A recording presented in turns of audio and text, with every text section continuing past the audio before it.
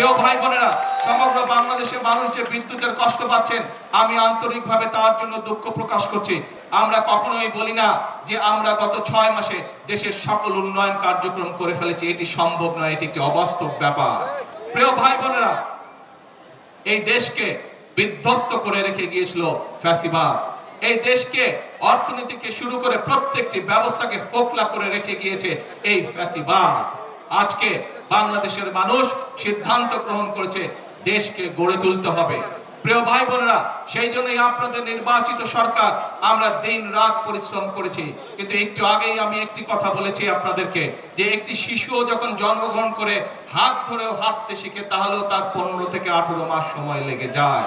প্রিয় ভাই বোনেরা, 20 কোটি জনসংখ্যার একটি দেশে আমরা কখনোই বলি না যে আমরা গত 6 মাসে দেশের সকল উন্নয়ন কার্যক্রম করে ফেলেছি। এটি সম্ভব নয়, এটি একটি অবাস্তব ব্যাপার।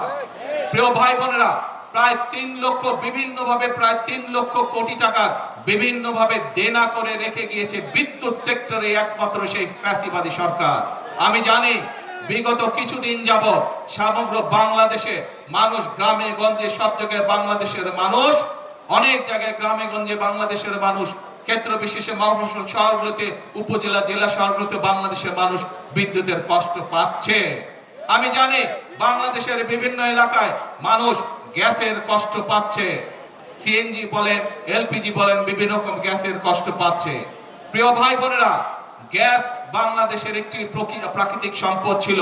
বিগত 17 বছর বাংলাদেশের নিজস্ব যে প্রাকৃতিক সম্পদ, যে গ্যাস কূপগুলো ছিল, স্বৈরাচাররা একটি গ্যাস কূপ নতুন করে তারা খনন করেনি বা করতে দেয় নাই সরকারি সংস্থা যেটি আছে, বরং তারা এই পুরো সেক্টর থেকে বিদেশিদের হাতে ছেড়ে দিয়েছিল।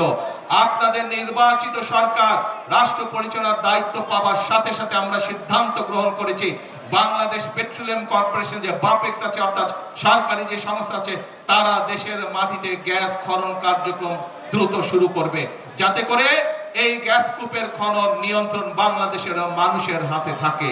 একইভাবে প্রিয় ভাই বোনেরা, এখন এই মূল্যবান গ্যাসের একটি বড় অংশ আমাদেরকে বিদেশ থেকে নিয়ে আসতে হয়। যেই জাহাজের মাধ্যমে নিয়ে এসে যে স্টোরেজের মধ্যে রাখতে হয়, সেই স্টোরেজের ব্যবস্থা মাত্র 2টি করে গিয়েছে 15 বছরে সেই ফ্যাসিবাদ। তাও তারা এমন ভাবে করে গিয়েছে যাতে তাদের লোকজন সেই সুবিধা পায়। বিগত অন্তর্বর্তীকালীন সরকারের সময় একটি ব্যবস্থা নেওয়া হয়েছিল আরেকটি জাহাজের, কিন্তু অন্তর্বর্তীকালীন সরকার সেটিকে ক্যান্সেল করে দিয়ে গিয়েছে, যার ফলে আজকে দুইটি জাহাজের একটিতে হঠাৎ করে দুর্ঘটনা ঘটে যাওয়ার কারণে আজকে গ্যাসের এই সমস্যা দেখা দিয়েছে। আমরা এর মধ্যে এই কারিগরি ত্রুটি সারানো হয়েছে। আমি আশা করি ইনশাআল্লাহ আল্লাহর রহমত থাকলে আগামী কয়েকদিনের মধ্যে এই সমস্যা অনেকাংশে, গ্যাসের সমস্যা কমে আসবে। প্রিয় ভাই বোনেরা, সমগ্র বাংলাদেশের মানুষ যে বিদ্যুতের কষ্ট পাচ্ছেন, আমি আন্তরিকভাবে তার জন্য দুঃখ প্রকাশ করছি। কিন্তু এই সরকার, আপনাদের সরকার, এবং আমরা কাজ করছি যত দ্রুত সম্ভব মানুষকে এই কষ্টের হাত থেকে রক্ষা করার জন্য। আমরা আশা করছি সবকিছু ঠিকঠাক থাকলে, আল্লাহর রহমতে সবকিছু ঠিকঠাক থাকলে, আল্লাহর রহমত থাকলে দ্রুতই আমরা এই অবস্থা থেকে মানুষকে বের করে নিয়ে আসতে পারবো, যাতে করে মানুষ কিছুটা হলেও স্বস্তি লাভ করতে পারে। প্রিয় ভাই বোনেরা,